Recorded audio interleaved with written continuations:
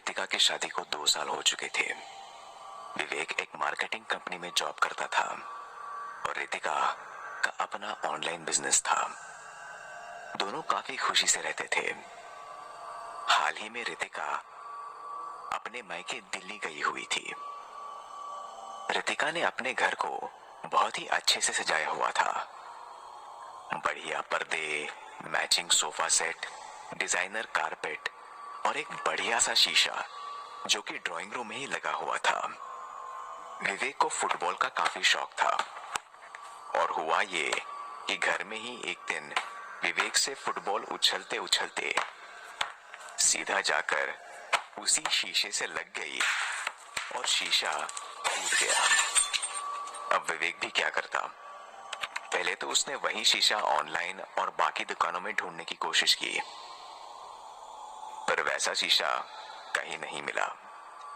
तो मजबूरी में उसे रितिका को बताना ही पड़ा और उसकी डांट सुननी पड़ी।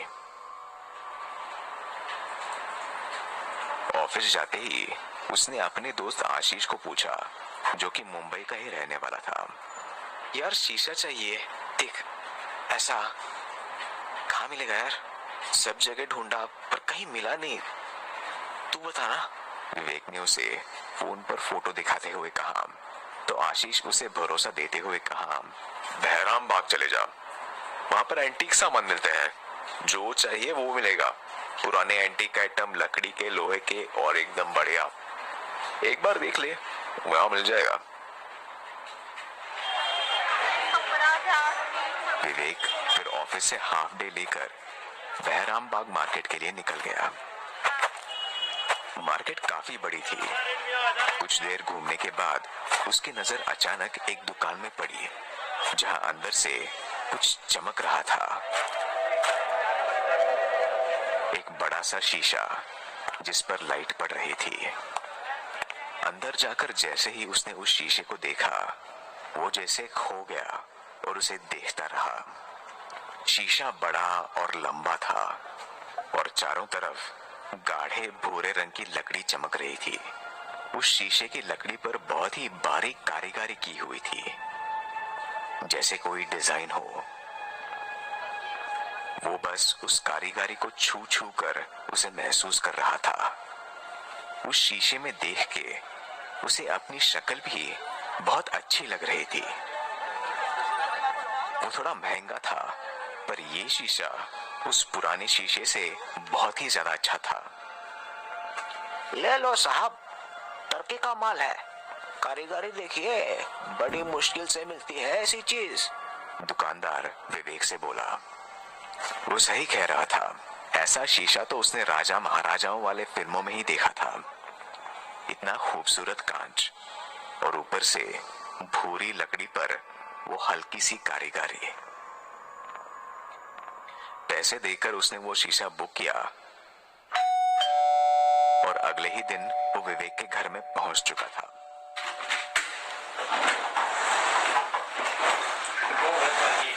शीशे को उसने वहीं लगाया जहां पर पुराना वाला हुआ करता था। उस शीशे ने जैसे घर में 4 चांद लगा दिया था। उसने रितिका को इसके बारे में कुछ नहीं बताया, ये सोचकर कि वो उसको सरप्राइज देगा। उसकी लाइफ रोज की तरह ही चल रही थी। वही ऑफिस का काम, घर पे आराम और फिर से वही रूटीन। आजकल ऑफिस में काम बहुत ज्यादा था, तो रात को ठीक से सो नहीं रहा था। रात को काफी लेट से सोता था और सुबह जल्दी ऑफिस। एक दिन सुबह वो नहाकर ऑफिस के लिए तैयार हो रहा था। ऑफिस के कपड़े पहनकर उसने सोचा कि आज उस ड्राइंग रूम वाली शीशे के सामने खड़े होकर तैयार होगा। वो शीशे के सामने खड़े होकर बाल बना ही रहा था कि तभी वो एकदम से चौंक गया। शीशे में अब उसकी परछाई नहीं दिख रही थी।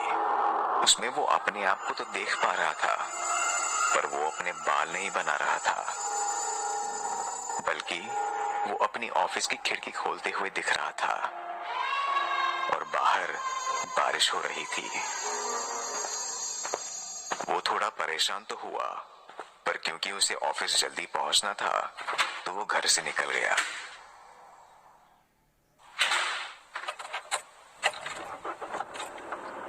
रास्ते भर वो यही सोचता रहा कि उसके साथ ये क्या हुआ था।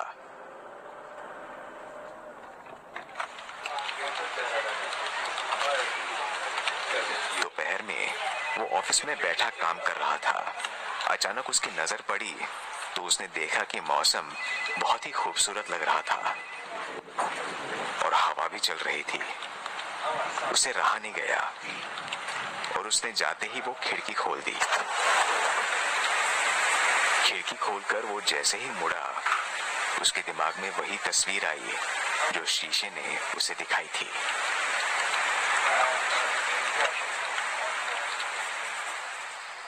रात को घर पहुंचकर खाने के बाद जब वो उस शीशे के सामने फिर से खड़ा हुआ तो उसे फिर से उसकी परछाई नहीं दिखाई पड़ी, बल्कि इस बार उसे दिखाई पड़ा कि वो अपने बॉस के साथ है और उसका बॉस उसे किसी बात के लिए जोर जोर से डांट रहा है।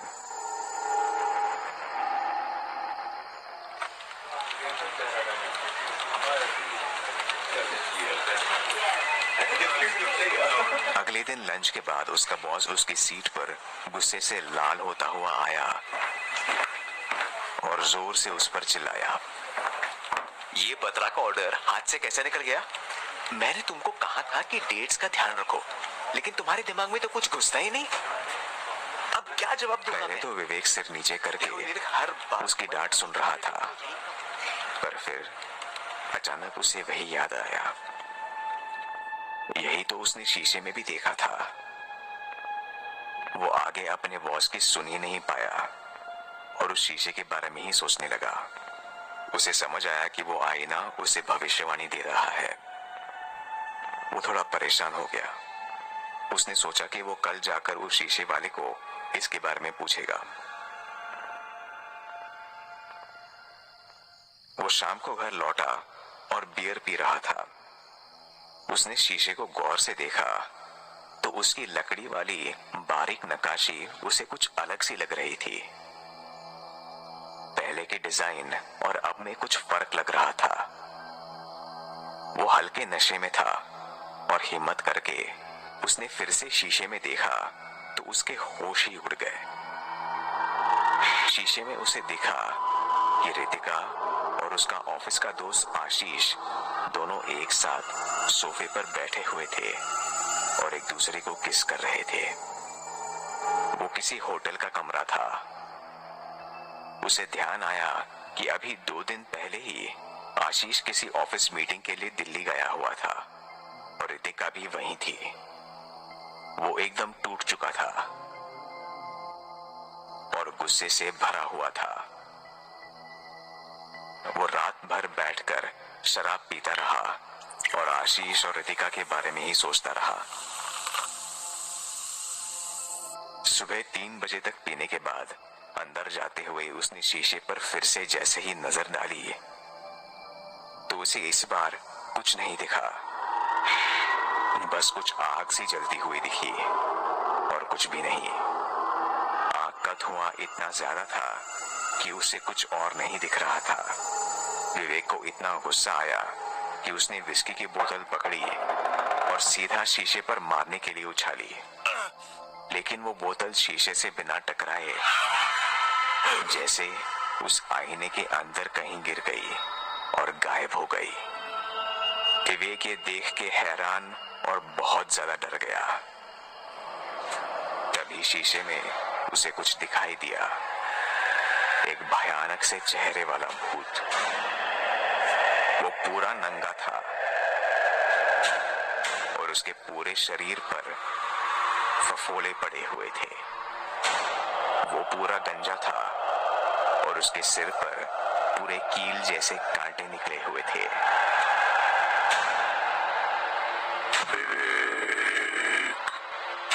3 बज गए, चलो। कौन हो तुम? क्या चाहिए? पहले हमारी दुनिया में आओ। देंगे। देखो, तुम्हारा नाम भी लिखा हुआ है लकड़ी पर। विवेक ने ध्यान से देखा कि उस नक्काशी में बहुत छोटा छोटा सा उसका नाम भी लिख चुका था, बल्कि वो लकड़ी पर कोई कारीगरी नहीं थी, पर वो लोगों के नाम थे, छोटे छोटे, जो अभी तक उसे डिजाइन लग रहा था। विवेक अब सिर से पैर तक कांप रहा था।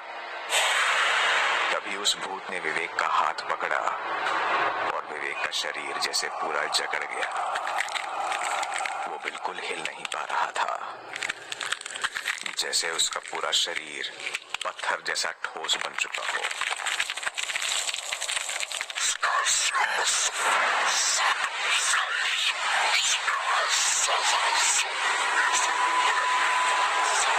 विवेक की आत्मा को निकालकर वो भूत अपने साथ उस आईने में खींच कर ले गया।